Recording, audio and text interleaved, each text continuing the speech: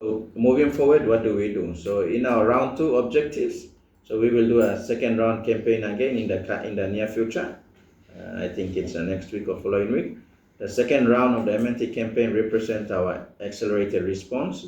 CPH's commitment is fully aligned with the national government's goal of achieving regional tetanus elimination. This campaign is designed to be a comprehensive, holistic scope. So what will the round 2 deliver? Okay, vaccination for all women and girls aged between 15 to 44 years and all pregnant women.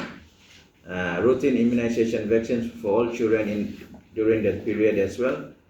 Distribution of iron and folic acid tablets to pregnant women. Distribution of Mama Book methanol health source, and health education on the importance of antenatal care, checkups, and supervised deliveries. So apart from delivering the tetanus vaccine, we will also provide all these other activities as well. So in other words, it's an integrated approach that we are having. Okay, so mothers, babies, neonates will benefit, but the other children as well as any other person who needs to be seen will be also catered for in this one.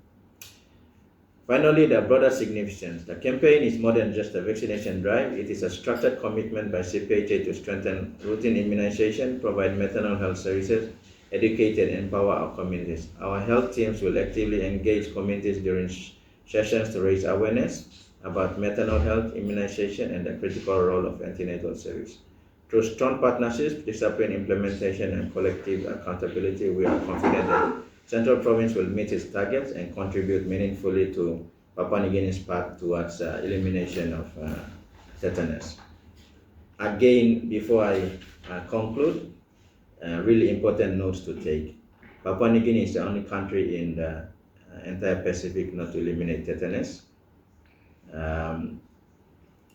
Achieving a percentage of 80% coverage is really important of reducing the risk of mothers acquiring tetanus and eventually even the children as well.